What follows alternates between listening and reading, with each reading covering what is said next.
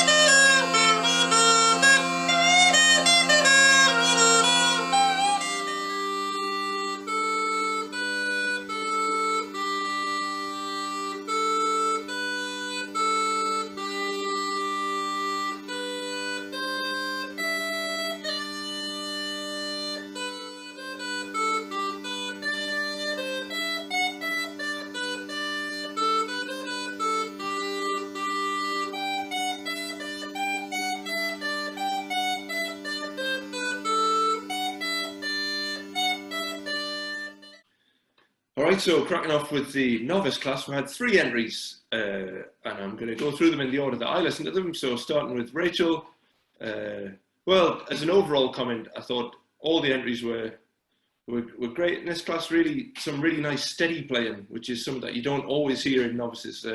People not afraid to take their time with the slow tunes, which certainly ticks a box in my head. So starting with Rachel, it was great and steady. Whittingham Green Lane, I mean, it's a bold thing to do to play it that slowly, but it's nice. I thought, am I talking to Rachel? I guess, you know, a little bit of a tendency to snatch on the bellows, which is something to work on. It didn't really manifest itself in what I could hear, but it'll give you better control if you can use the bellows a bit slower in due course. The second tune, I thought very nice, very controlled. Maybe you could use a little bit more staccato to break up the phrases in it, but really this is a great entry. Moving on to Casey. Really a lot of the same things, you know, excellent wind control from Casey, I thought, and lovely to hear the first melody so slowly, and then Winston Gallop, I thought it was just crisply and neatly played. And then third up we had Reggie. What I said, I really liked the way you introduced what you were going to do, and I think that's something I would like to see everyone do. That really, it just gives it sort of sets the scene for what you're about to play. I thought, Reggie, that a bit more care with the tuning wouldn't have gone amiss really in this. It was a good selection of tunes. As an overall thought, you seem to have a lot of air going somewhere other than through the pipes. Somehow it looked like it was hard work, and I felt really the fingering aspect of your playing is ahead of the winding at this stage. So a bit more work on the wind will probably really raise your game significantly, I think. So based on what I've heard today, I'm going to put Reggie third, Casey second, and Rachel first for this class.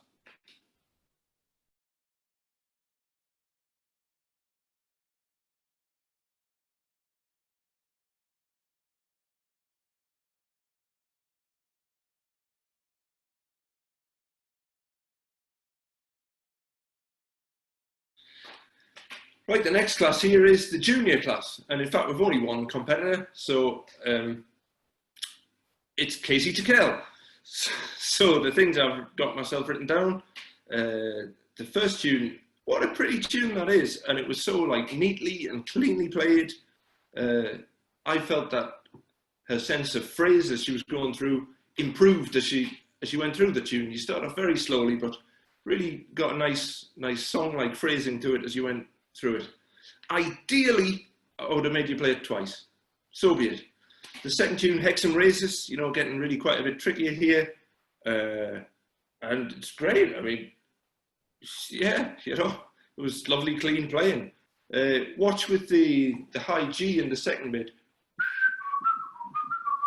Just that you hold that for as long as it needs to be, because else you can come out of that faster than you went in, which is always a tricky thing.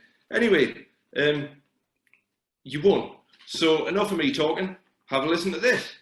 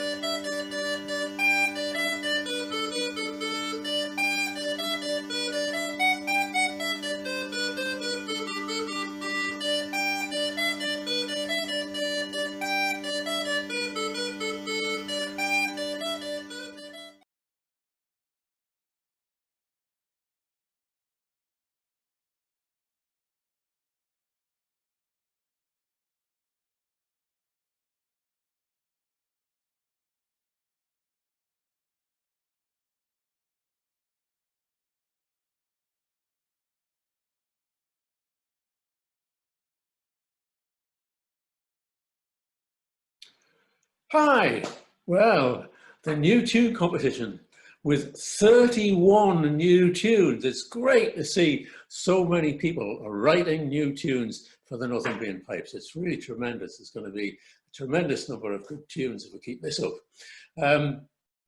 Judging new tunes is always a difficult thing because you're always treading that line between wanting things to feel as if they've grown out of the tradition, have real links to the tradition, and therefore they will be, you know, some aspects either of structure or flow that has a familiar feel, and that's good. On the other hand, you want new tunes, that's the name of the competition, and therefore some originality. And bouncing between those is always fun. And I have to say, there's times when I've erred too far on the side of originality and got tunes which just, you know, just don't really work. They don't quite hold together because you're trying too hard to turn new corners all the time. But on the other hand, there's got to be something that's, you know, that's helping to move the whole movement forward within these new tunes and within the traditions. Anyway, we've got some great tunes. So I shall tell you who the first, second and third are, and then there's also a couple of highly commended. But let's start with thirds, and I've got joint thirds, and one is Noel Jackson and his tune, One Swallow Does Not a Summer Make. Now this one is only playable on somebody who's got a fully chromatic, it's probably 17 key chant because there's B flats in there, and also E flats, but presumably you can use the D sharp key for that. But it is a good tune, and you know, it's great fun. But I struggle to play because I don't have a B flat, but I sort of got round it and then played it on the concertina, and it's a good one. Also in joint third is Jeff Wright with the Hickleton Head. This is a really good use of a fairly simple but effective idea, and this one is, the idea is sort of cheeky enough to stand the repetitions, that it opens with you know, 3 repetitions of the phrase.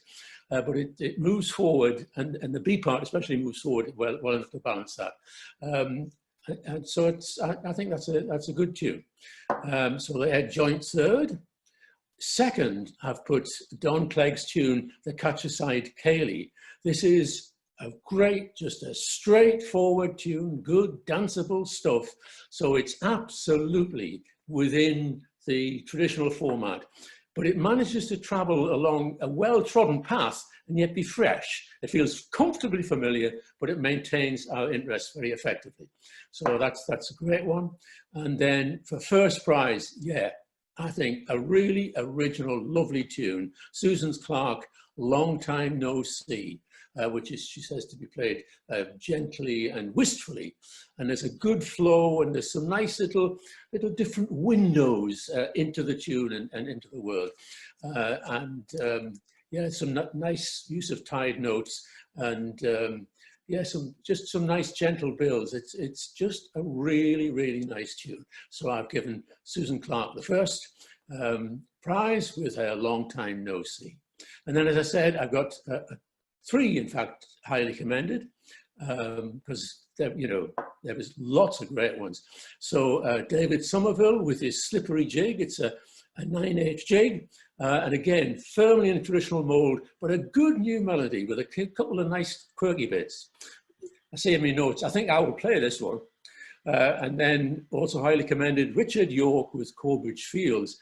This is a tune with some really unusual phrases, definitely my kind of tune. I think the B part, you could just find another new twist, so because at the moment it's 8 bars repeated and then a 4-bar repeated phrase. I just think you could balance it up, but anyway, it's fine as it is. And then one more highly commended is Matt Seattle's tune, Tom Swinney of Rothbury. That's a good traditional sounding tune, and what's more, it's all playable on a keyless chanter. We haven't enough good tunes for a simple set, so this is a welcome addition. And there's a nice little sort of variation in the B part towards the end. So that's it's really good. Also, all those repeated notes are good practice. So 3 highly commended there. So thanks very much to everybody who wrote tunes. There's some great ones that didn't make it into that have got really, you know, are really playable tunes.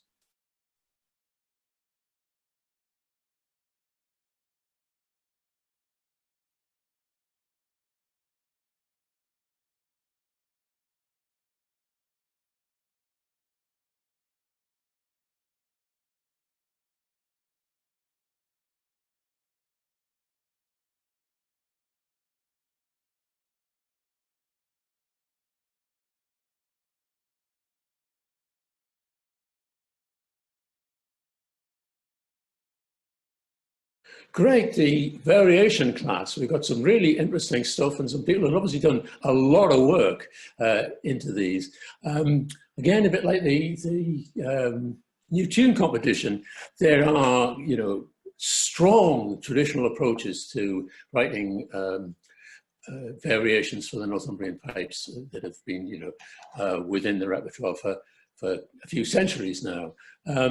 But especially from the Tom Clough days on, these have been pushed and new ideas brought in, and some of our current pipers are taking that on. So that's a great thing. But again, it's that combination. And of course, with variations, you can do some which are more traditional and then some which are less. So anyway, I've got 2/3 for the second and the first. So let's go. So in joint third, we've got David Somerville and the honeysuckle hornpipe. That's some nice swingy variations for a 3/2 hornpipe. I particularly like the contrast between the last two variations. They really work off each other well.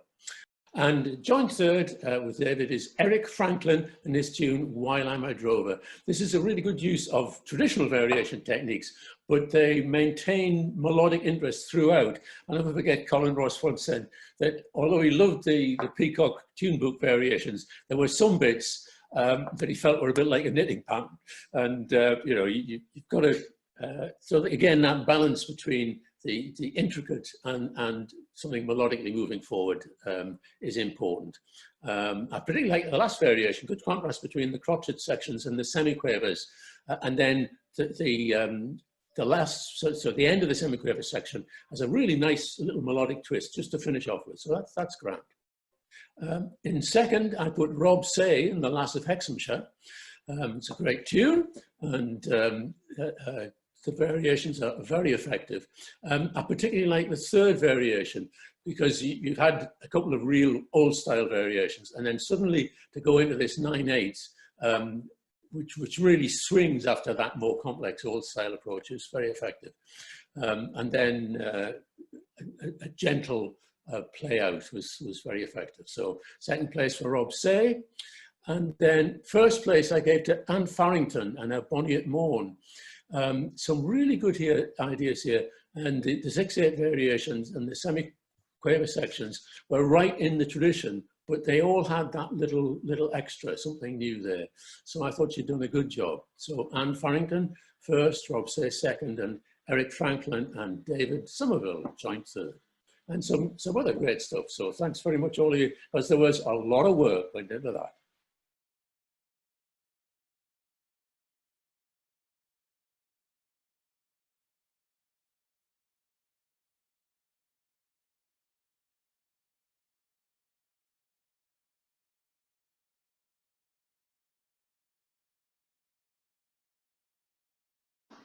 Hello, my name is Sophie Fraser and I've been playing Northumbrian Smallpipes for 4 years now, and I am a member of the Young Pipers group based at the Morpeth Chantry Bagpipe Museum, where as many of you will know, the MPS competitions are normally held.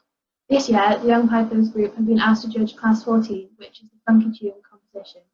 Before I announce the results, I'd like to take this opportunity to thank Annick Piper Society for sponsoring the Young Pipers group, as I know that many of you will be watching. Your support is greatly appreciated by all of us at YPG. Thank you. So back to the Funky Tune composition. The brief for this class was to produce a tune in a non-traditional style, which can be played by pipers who are approaching intermediate level on a standard 7-key chanter. This year saw 6 entries for the class, all written to a very high standard. These entries are Derek Hughes with Peter Piper, Rennie Murphy with Face Mask Shuffle, John Sherlock with Moonlight Magic, David Somerville, Jumping Jack, Anne Farrington with BW, and David Rigby with Minor Down. I based the judging around the melodic line and how well the composition met the criteria of the brief. So now to the results. In third place, we have John Sherlock with Moonlight Magic. This entry had a very nicely written and professional-looking score with a nice tempo for a funky tune. There was also a good harmony between the drones and melody. Congratulations, John. In second place, we have David Rigby, whose composition was called Minor Down. I really liked the syncopation between bars 25 and 26, and it had a nice lively tempo for a funky tune. Well done, David. In first place is Renee Murphy, whose tune had a very typical title of Face Mask Shuffle. I thought the tune works well and flows very nicely. Use of ornaments makes the music more interesting to listen to, and played with a 7-key chanter. Well done and congratulations to Rennie.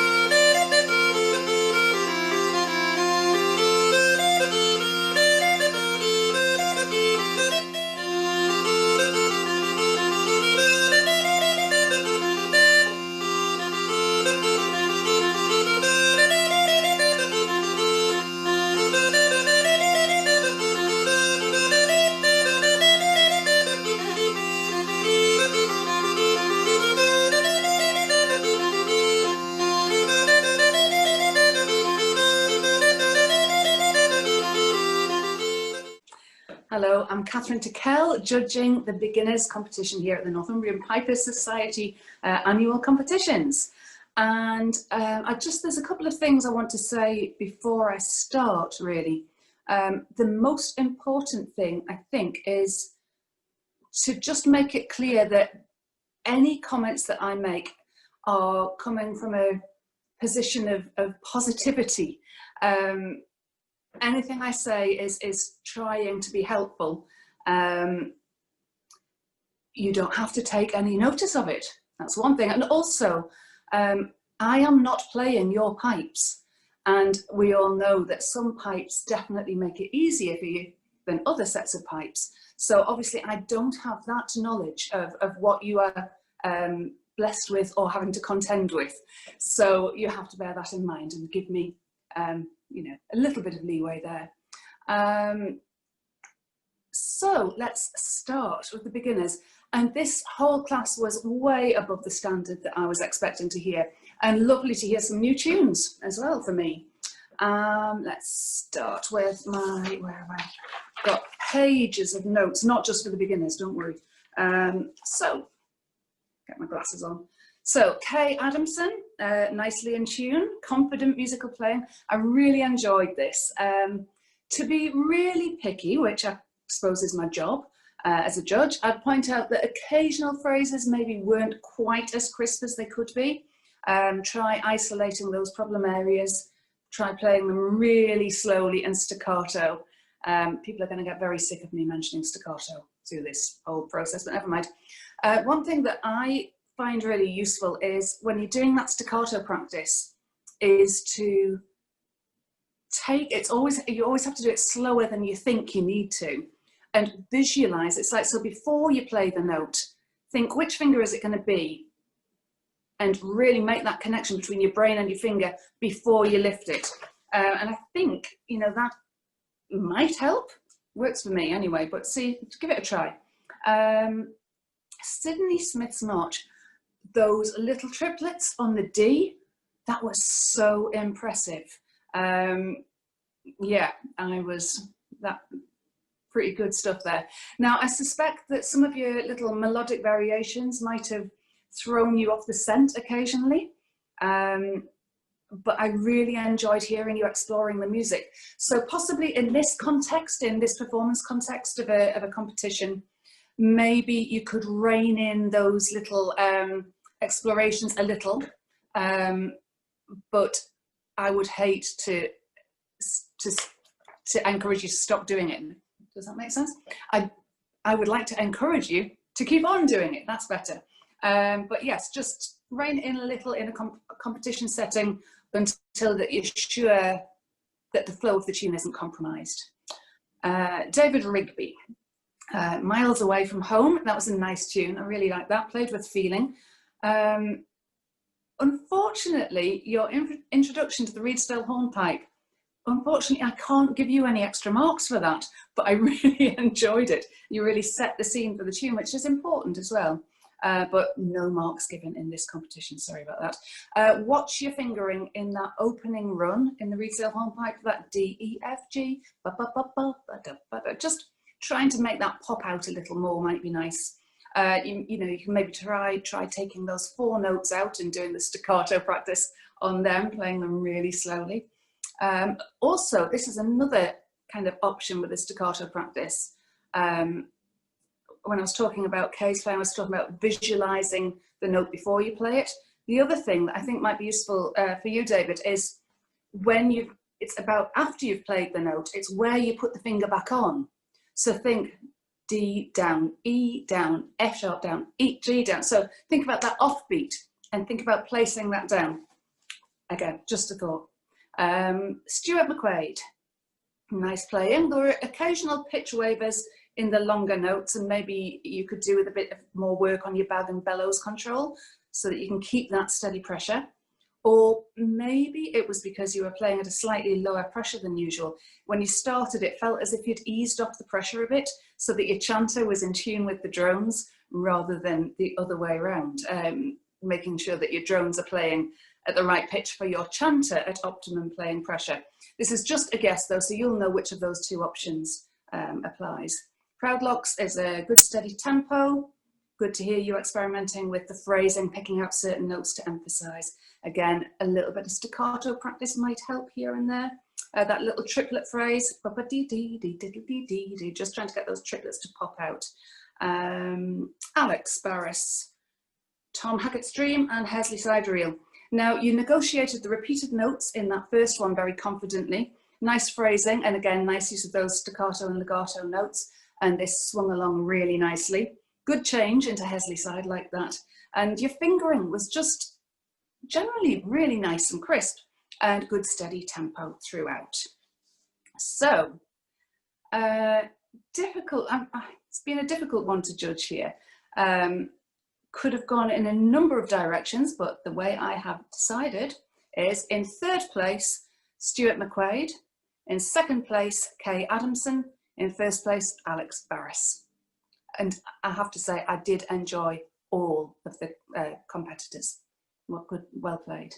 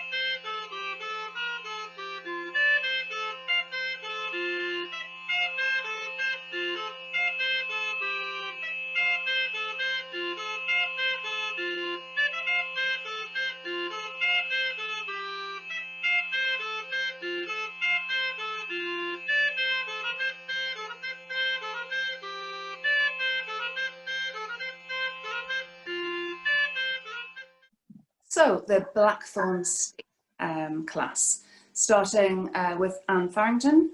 Good to hear you varying the phrasing and note lengths in that first tune, and that really helps to add interest to your playing. And your fingering in the faster passages was largely controlled, but occasionally just losing a little bit of the crispness.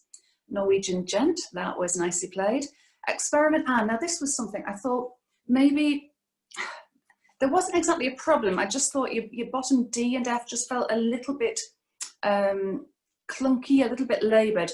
So I wondered if it might be useful to you to just try waving that thumb around. You know, you don't actually have to be playing a note. In fact, best not. Just get all your fingers down on the chanter and just try moving your thumb up way past where it needs to be, way down there, right the way around. You know, explore that range of movement and just see what you can do. And if it's going to pull this bottom hand off the holes a little. So just get used to that, I think might really be helpful. Again, just a suggestion, give that a try. But yes, nice playing, I enjoyed that. And Jeff Wright, Whittington Green Lane. Now, initially, when you first started, I thought you'd made a mistake in the second half, but you played it the same both times, and it did make musical sense. So it's obviously just a different version to the one that I know. But yes, nice playing. And While I'm Away. Now, it's always a challenge to bring out the rhythm or the pulse of a tune on the pipes on an instrument where you don't have the option that you do on other instruments like a violin, where you can just dig in and accent certain notes. So maybe you could try exploring some ideas around varying the staccato and legato notes to make the rhythm swing just a little bit more. And I felt that this needed it particularly in the A part of the tune. What else, Jeff? Oh, I enjoyed the little flourish at the end. So the judging in the Blackthorn Stick class is in second place, Jeff Wright. In first place, Anne Farrington. Well done, both of you.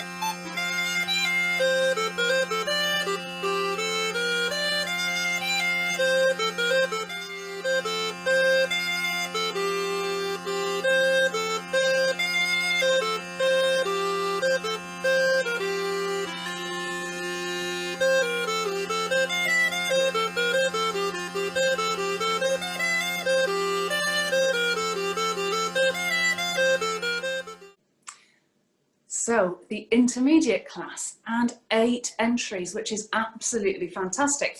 And several of these were at the standard that really would not be out of place in an open competition. I was really impressed with this. So I'll go through them. I've got loads of things here, so I know everybody's going to be getting their comments if they want them, but I'll try and go as quickly as I can through them. So Vincent Syson, Rothbury Hills, nice to hear your little melodic variations in this tune. Now, for me, I think that you can approach this tune in 2 ways. You can do it waltz tempo, or you can play it as a slow air. And I felt that you kind of were trying to do both of those things. You approached it like you would do with a slow air, really giving the ends of the phrases room to breathe, but you played it at waltz tempo. So I think if you're going to do that elongation of the phrases, maybe take it all a bit slower, or play it at waltz tempo and just keep it more regimented would be my advice to that. Your ornamentation was very well thought out. Heel row, nice steady tempo, and this had a good bounce to it. Lambshaws, I thought the B parts maybe could have just flowed a little bit better, but overall, nice playing. Phoebe Diaz, lovely rich drone sound there. You know, I think it always helps when you're doing that, you know, when you're playing in D, you've got that big bass drone, but really nice. Good slow air playing, some intonation issues on the higher notes. Don't know if it was uneven pressure, a particularly wide vibrato, or maybe your chanter wasn't just quite in with the drones. I've written some stuff in your comments about vibrato and exploring different approaches to that, but you can try that if you fancy it. Gypsy's hornpipe, well played. Le Poule, again, good playing. If I was being really picky, I might suggest that you explore ways of phrasing the B part so it flows a little more fluently without compromising the crispness of the fingering. But overall, this was a really impressive performance. John Sherlock. Now, lovely measured playing, judicious and tasteful use of vibrato, and nice to hear you adding your own little ideas to the ends of some of the phrases in the slow air. Some of those worked better than others, but it's good to explore. Buse half, actually there was one particular little variation in this. You used it twice and it was really good. It was really in keeping with the spirit of the tune and also really suited the instrument, really suited Northumbrian Smallpipes. Carolyn Sokal, an understated and musical rendition of Boule Vogue, but those long notes at the end of phrases in slow airs, it's like, if you're ever going to have a moment to change your bellows, that's kind of, you know, change bellows direction, that's not it, because those long notes are just going to show up any tiny little unevenness in your pressure. Rowley Byrne, a nice crisp fingering here and lovely gracing. Tom Hackett's, now I felt that you've got a really natural sense of where to put your fingers down as well as where to lift them up, and that really helps the rhythm. I did feel that this one didn't flow quite as well as the others, but overall an enjoyable performance. Andrew Byrne, Crooked 4B, nice understated gracing. I always think that getting the last phrase of this tune to flow is a bit of a challenge for Northumbrian Smallpipes. Those keyed notes tend to poke out a little bit. I don't know what you might want to try doing with that, but you can have a think. In the faster tunes, your style of picking out particular notes to play staccato, that works well. I did find myself listening for your bellows changes. I could kind of hear it in the drones a little bit, so that might be something you would like to work on. Boring, I know. Not the most fun thing to practice. Jürgen, Lamb Skinnet, that trotted along very nicely. It might be worth you isolating those downwards arpeggios in the B part, practicing them slowly and staccato, really focusing on the rhythm there. Sweet Hesley Side, try to keep your tempo steady. You finished this tune a lot faster than you started it. Reedsdale Hornpipe, now the keyed notes were negotiated well. Again, I think a little bit of staccato practice might be helpful. Nice use of gracing in the B parts. Ian Barker, nice tunes, nice choice of tunes. I think maybe the first two are a little similar in tempo. not in itself a bad thing, but maybe in a competition you want to, it can be good to demonstrate different aspects of your playing. You negotiated the retuning very well. Anniversary jig took you a little while to settle into, but the second time flowed much better than the first time. A little bit of staccato practice would never go amiss. Might help you. Derek Hughes, confident, measured playing. Watch that part, that last part of Berwick Billy. Just work on maintaining the underlying pulse of the tune. Really nice change into Mr. Christopher Moss.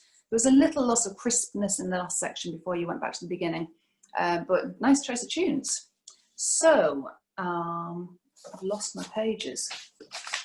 That's what happens when there's so many entries, which is a very good thing, obviously. Intermediate, right. My decision, eventually, and this took a while, was in third place, because, oh, sorry, this is all, I'm doing the drama. But honestly, there were so many people that deserved to be placed in this competition. But what I've gone for is third place, Andrew Byrne. Second place, John Sherlock. First place, Phoebe Diaz.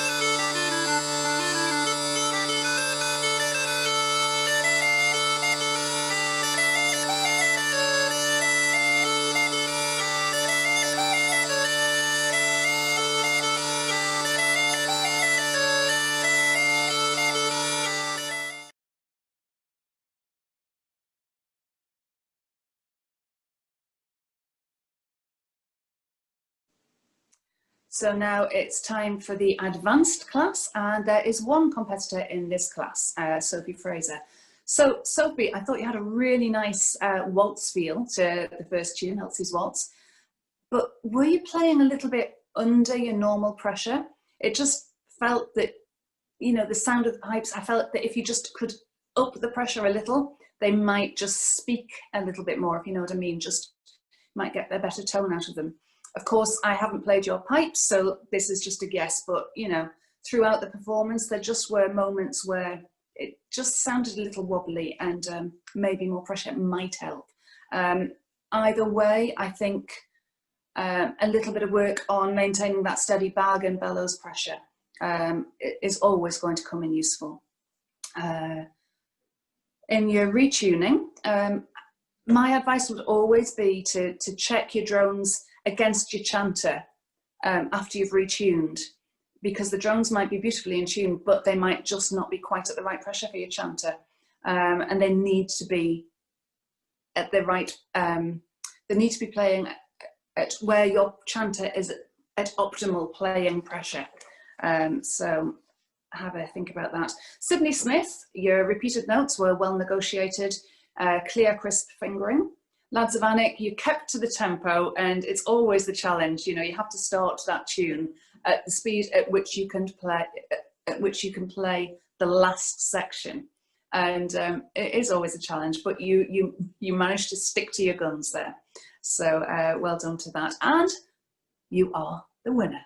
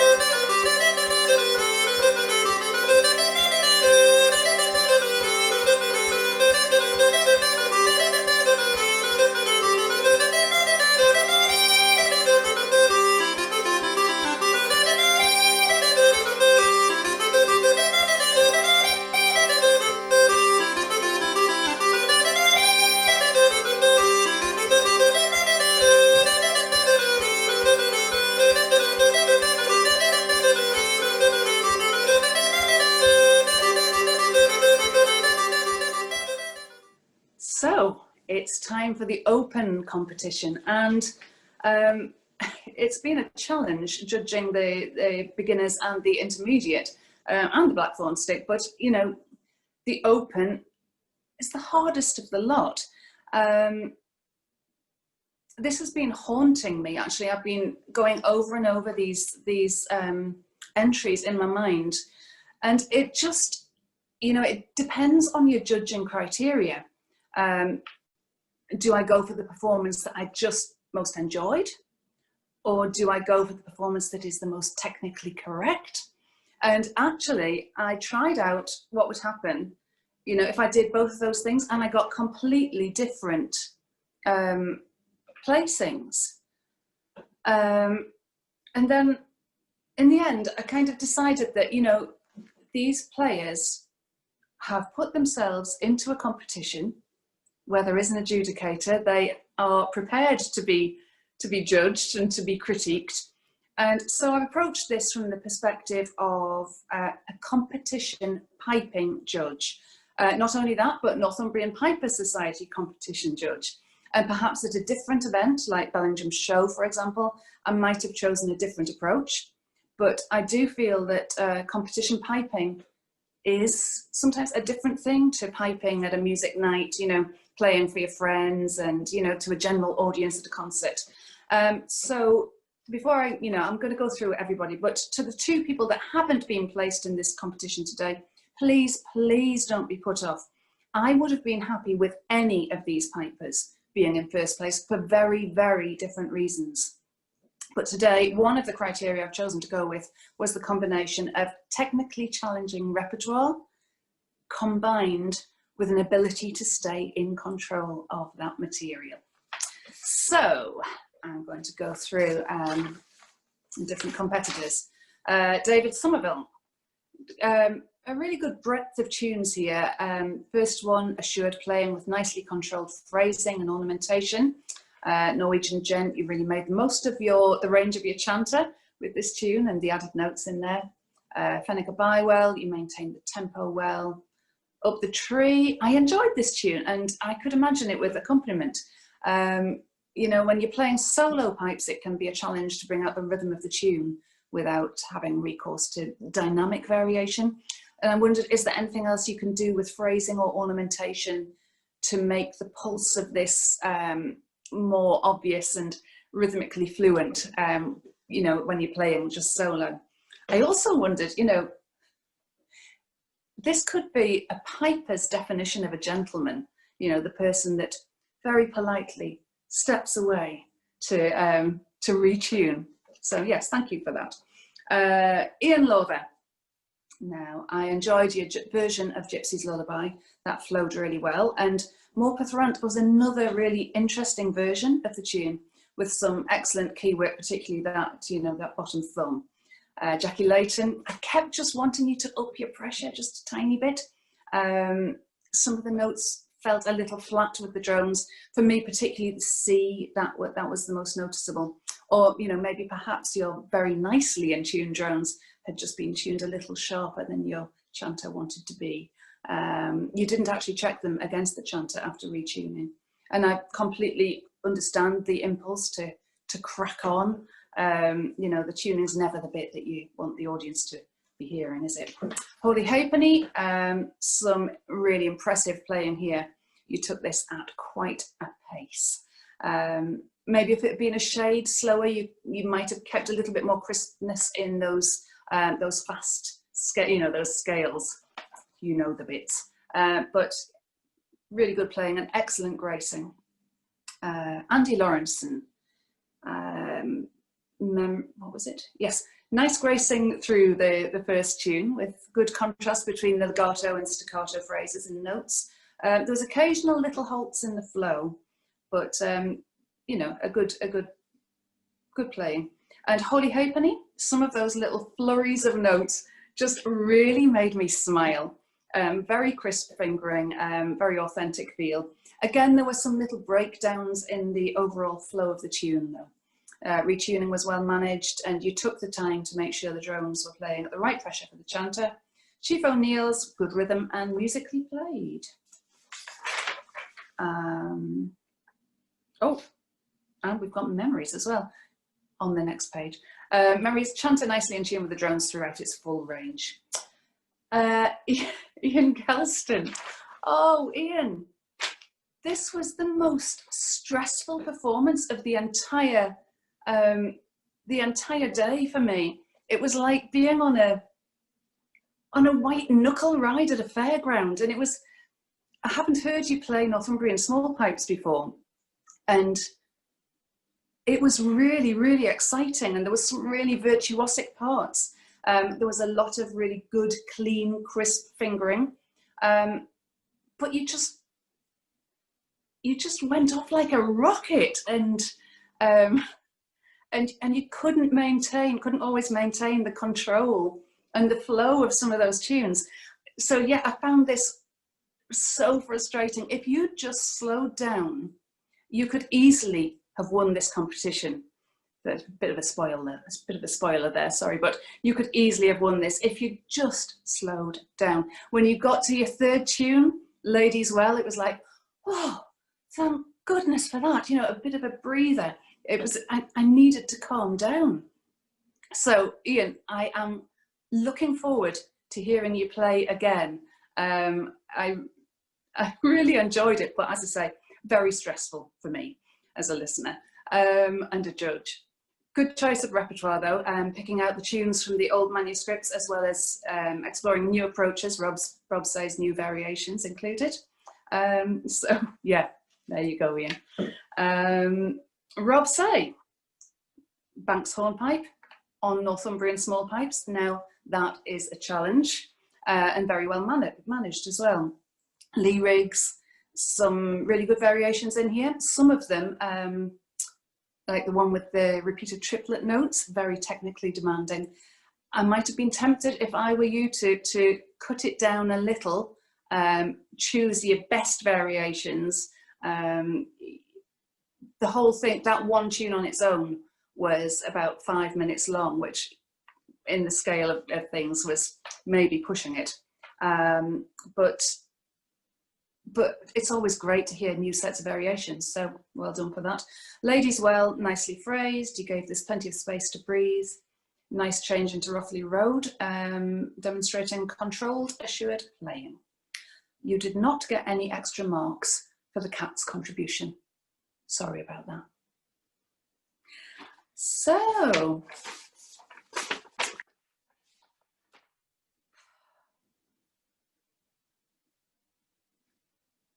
honestly, this was such a hard competition to judge. And anyway, what I've gone for is, in third place, Rob Say. In second place, Andy Lawrenson. In first place, Ian Lowther. But congratulations to all of you, and to David and to Ian. I really enjoyed your playing as well. It was a fantastic competition. Thank you.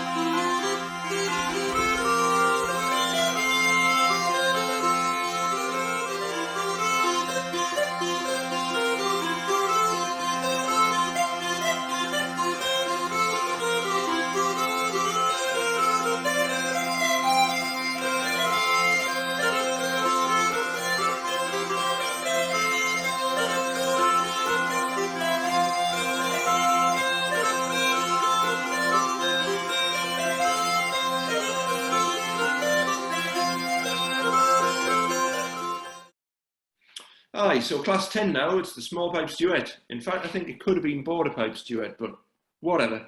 We had 4 entries and they were all playing 2 sets of small pipes. We had from down south, John and Paul. From Hexham, Alex and Kay. Jamie and Rachel from the north of the county. And David and Andrew from also the deep south.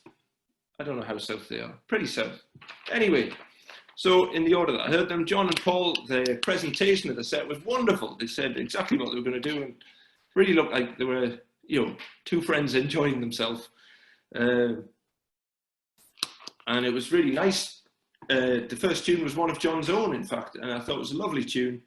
Really nice unison playing, and then into a harmony the second time, which was great. There was a bit of the harmony was you had parallel fourths consecutively, which, you know, maybe something to rejig, but, or maybe you decide you just like it. Whatever. Then you went into Mr. Kennedy North, which I thought you took at a, I couldn't decide whether it was a sensible pace or a bit cautious, really. It was kind of slow for that tune, but I mean, better do it slowly and get through it. I suppose I felt whatever speed, it could have been a bit livelier somehow, a bit bouncier, but overall, I mean, great job. Next, Alex and Kay. Now, this was a curious entry because of the 2 tunes, there was an extra one in the middle, surprise, which I think you wanted me to ignore as though it hadn't been there. But I think I am supposed to award some marks for choice of programme, and I think you've lost those, really. So, nonetheless, I thought it was really tight, stylish. I've just written the word style in big writing next to yours because I thought it was very stylish playing by you both. The pipes sounded great, and the unison was tight, and then you had some lovely harmonies. And the piper in the well to finish, I mean, what a fun tune, and it really sounded like you were enjoying it. More than it looked like you were enjoying it, but in terms of the sound, a very stylish performance.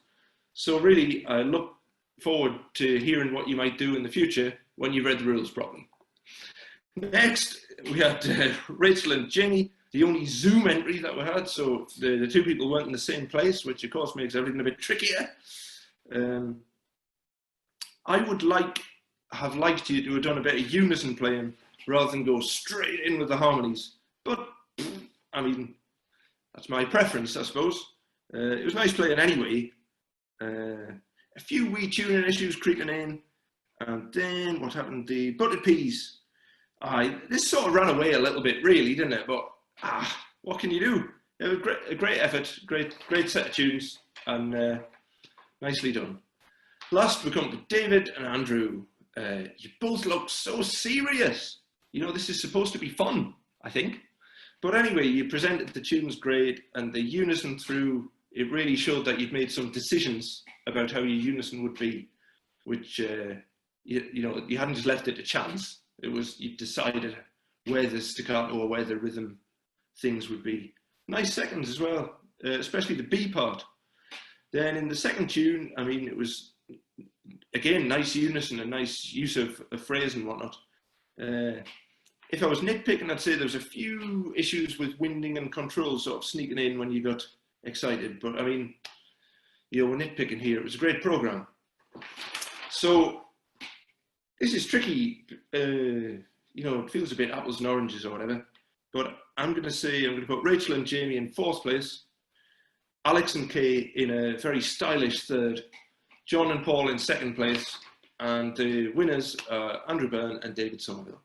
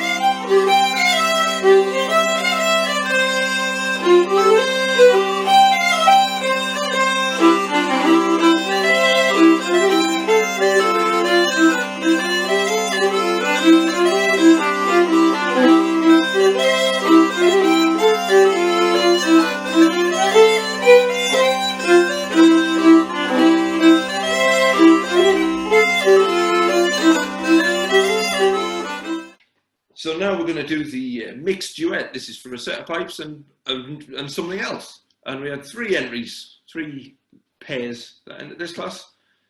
So I'll go through them in the order that I listened to them. The first was Steve and Val from the United States, using the pipes with a clarinet.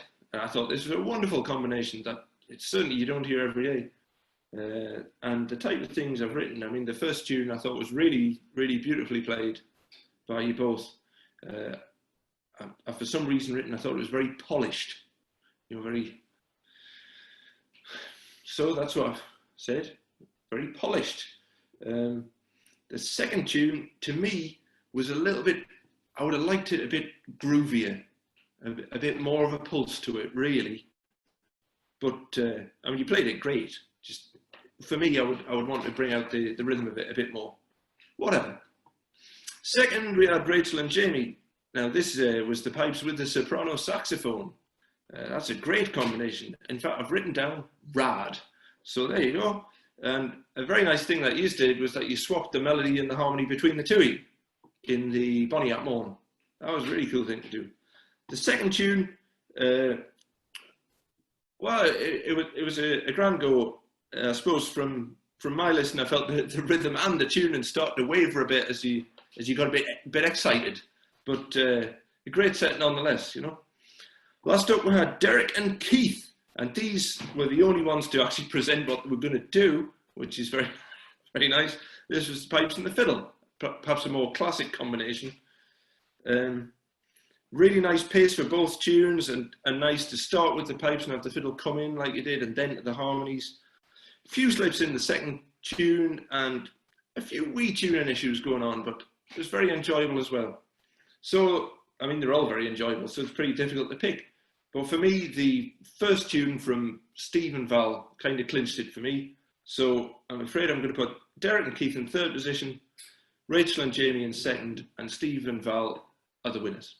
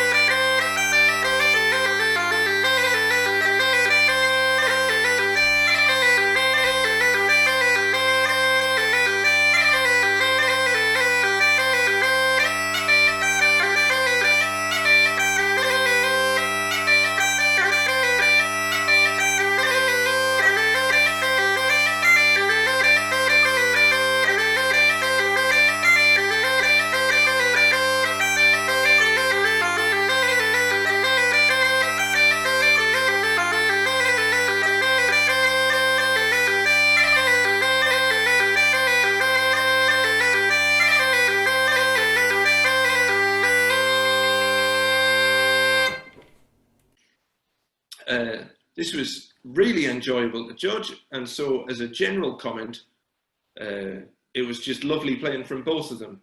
Both the sets of pipes sounding comfortable and in tune and relatively sweet, and it was just very musical playing from both of them. Very, very nice. So to address them individually, Edric, really cool version of You Banks and Braes there. I'd never heard that before, quite like that, and what a fun version. And then when you went into the quicker tunes, the dance music, it was just very clean, punchy playing, great presentation, of course, as well.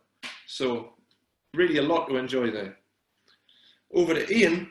Yeah, Ian, you could have said something really, but whatever.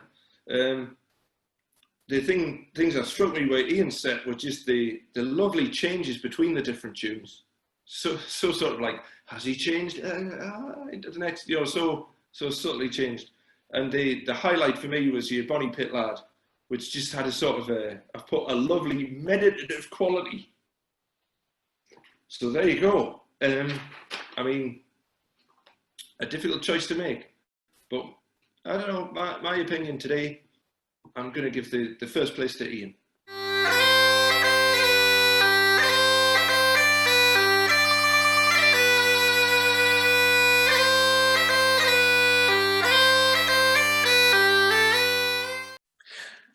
I'm sure you'll agree with me that we've just seen a wonderful display of piping. It was really lovely to see lots of familiar and new faces. I was particularly delighted and encouraged to see so many young pipers and those having a go from overseas. Huge congratulations to all who took part. I know how difficult it is and have enormous admiration for every one of you. And many congratulations to the winners, including particularly our friends from USA, who have really thrown down the gauntlet tonight by winning so many of the classes. As I mentioned earlier, certificates will be provided to winners as soon as practicable, and once restrictions permit, we hope to be able to unite winners with your well-deserved trophies. On behalf of the Society, I'd like to say a huge thank you to all who have made this event possible. In particular, Rob Say and Ian Gelston for their technical wizardry in pulling it all together. To Anne Sessoms for all the organisation. To our brilliant judges, Andy May, Alistair Anderson, Kathryn Tickell and Sophie Fraser, for taking on the task of deciding between the entries in each class. Not an easy role at all. To all our competitors for your wonderful music and for playing so well. And finally, to all of you for watching. I hope we have inspired you to get playing more. If you don't yet play the pipes, please join the Society and take advantage of our pipe hire service to get you going. We'd love to hear your feedback. Did this work well? If we have to do it again, what could we do better? The email address is on the website. Just before we close, for those of you who are members, the Society's AGM will be held on the afternoon of Saturday, 7th November by Zoom. So you can take part wherever you are in the world this year. The formalities will be followed by our President's Day event, which will involve a range of presentations, play-alongs and other activities. It should be a lot of fun and help to bring the piping community together in these strange times. I very much look forward to seeing you then. For now, stay safe, keep piping, and good night.